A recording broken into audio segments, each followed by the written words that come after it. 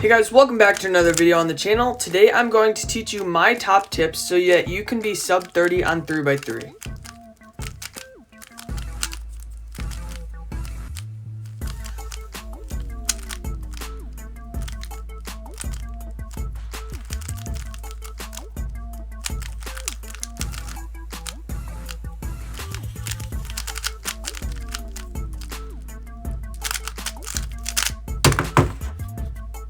So my first tip to you is to watch YouTube videos for tips. This is really important because the cubing community on YouTube is growing rapidly. So I'd really recommend watching YouTube videos for tips because there are so many different channels and wide range of variety for tips. You can find F2L, OLL, PL, and so much more tips on YouTube. So I'd recommend using YouTube and looking for tips on YouTube about how you can solve faster. Now on my channel, I will go into a couple videos that I've made. I've made a sub 20 across. So once you're past sub 30, I'd recommend watching my sub 20 tips because that's a really important video. Now the tips in this video will help you get to average sub 30, not just single, because I'm well past sub 30 and these are my tips for anyone who wants to be sub 30, so this will help you average sub 30. So my tip for you is to use CFOP, which stands for cross, F2L, OLL, and then PLL, and that's the method that most speedcubers use to solve it. So first you'd want to solve your cross.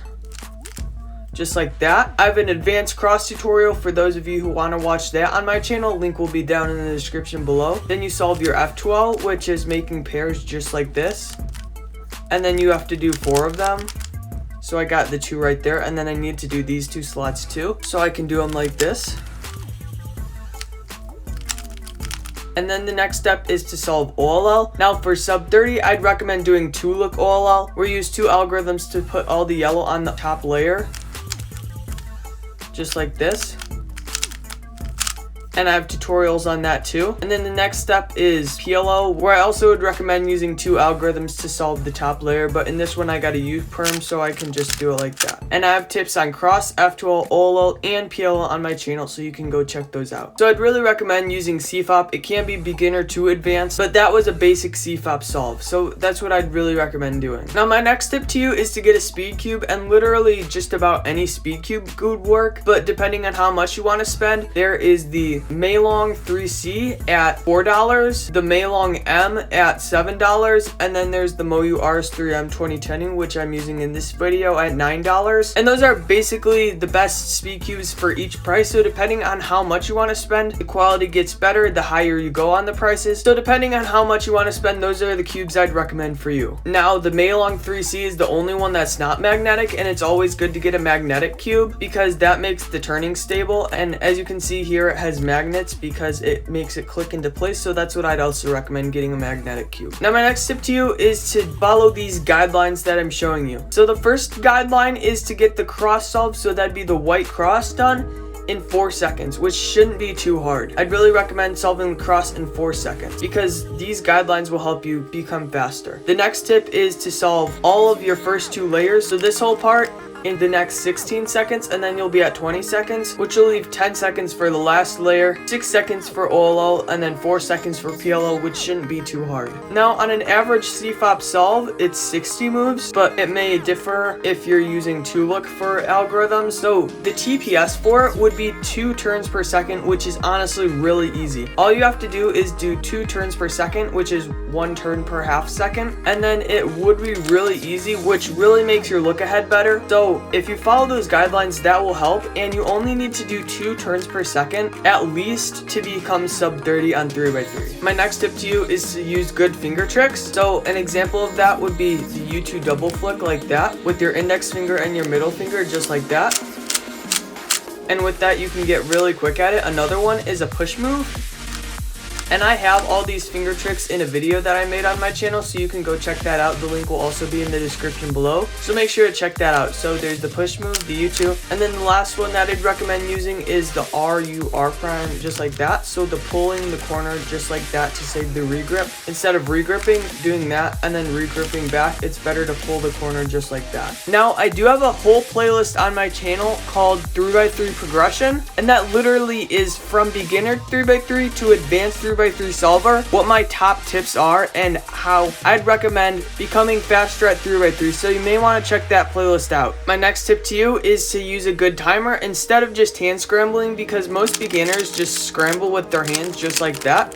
And this is fine, it just doesn't give you the best times, and it's not really good, and it doesn't really help you out as much as if you use an actual timer. So if you're using Android to time yourself, then I'd recommend using Twisty Timer. If you're using iPhone, I'd recommend Chow Timer. And then if you're using your computer or any other device, then I'd recommend CS Timer to time your solves. And then when you scramble, you hold the green on front, white on top, you do the scramble, and then you can recreate your solves really easily by following the scramble again. Now another tip is following example solves. As I said before, YouTube makes it really easy to find cubing resources and that kind of stuff. And also on YouTube, there's a lot of 3x3 example solves. So if you watch the example solves, that will also help you get a lot faster by seeing what other people do instead of what you're doing. I haven't made example solves yet on my channel for 3x3 because it's harder for a wider range of 3x3, but I'd recommend looking on YouTube and finding example solves to watch. Now this tip for you is to practice slow turning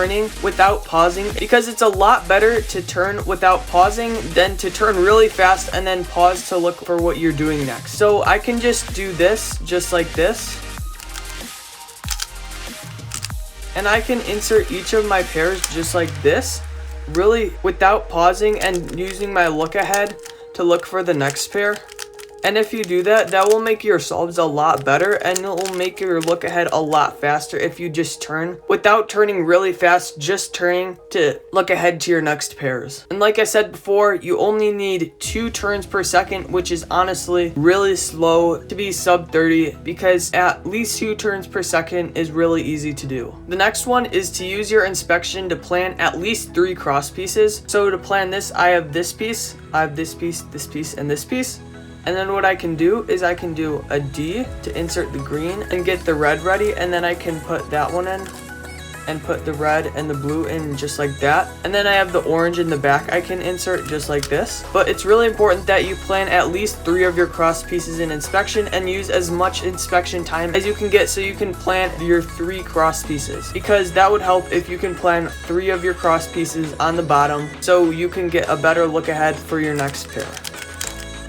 Now my next tip for you is to get your cross done in 4 seconds at most, and I have a video on my channel that's covering how to get your cross done. It's more of a sub 20 or sub 10 video, but it can really help you if you want to get your cross done even as sub 30, because it is for more faster cubers, but it really can help you get faster when doing your cross. So I'd recommend watching that video and solving your cross in 4 seconds. And also make sure you do your cross on the bottom, because most people rotate after they do their cross, but it's a lot easier to just do your cross on the bottom, and then you can look in your top layer. Now this tip for you is to practice a lot and get a lot of experience with F2L cases, because it really helps if you practice your F2L a lot in 3x3, and then you can get a lot more experience with your F2L cases if you practice a lot more. So I'd really recommend practicing a lot of your 3x3 when doing F2L, because that makes it a lot easier to get your F2L done in a lot shorter time if you practice and know your cases well. Now my next tip for you is to minimize your F2L rotations. Intermediate speed cubers should only use 2 or 3 F2L rotations per solve, but for you I'd say at most 4, because your rotations really slow down your time. And for example, if I was looking to solve this pair, instead of rotating and looking at like that, I can just do a U move. So make sure that you use your U moves so you can orient pairs better, and then you can solve them easier. So I'd really recommend minimizing your F2L rotations and using U moves, so then you can see the pieces better instead of rotating to a completely different side to solve that pair. So here's a good tip, and this tip is to know your F2L efficient algorithms and practice them a lot, because it's a lot easier if you use efficient and better F2L algorithms. So for this case, what I could do is I could take this edge out, I could pair them up like this, and then I could insert that. But there's a lot better ways, and if you know your F2L algorithms and practice your F2L cases a lot, there's a lot better ways that you can solve that case like this. Instead, what I could do is I could put this corner right here, for example, and I could pair it up just like that and then insert it into the back. So it's really important that you know your F2L algorithms and you can execute them well so you can be faster. This next tip is another really important one. It's really important that you insert and practice inserting your pairs into the back. So instead of rotating so that this side's on the front and I can insert the pair, what you want to do is you want to just insert them into the back like this, because then you can look ahead to your front pairs and it's easier for look ahead. So it's really important that you insert your pairs into the back slots, and if you can't, it's okay, but it's really important that you try to insert your pairs into the back slots so you can look ahead to your next pairs. My next tip for you is to not think about what you're doing, but use look ahead and use your muscle memory. So if I'm going to put these two pairs together, this is a more advanced tip, but I want to look at this pair and I don't want to even focus on this pair if I know what muscle memory I should use. So if I want to use muscle memory to insert that, I can track these two pieces, which is my next pair, and then I can solve it really quickly just like that into the front right here. So it's really important that you use your muscle memory to solve the cases and look to the other cases and not to the current case that you're solving, because then that would slow you down. My next tip for you is to use 2-look OLL and PLL. Like I said before, when you have all the yellow on the top and just 2 algorithms, and you can find that tutorial on my channel. So you solve all the yellow on top in just 2 algorithms, and then 2-look PLL is basically the same thing when you solve the rest of the cube in 2 algorithms.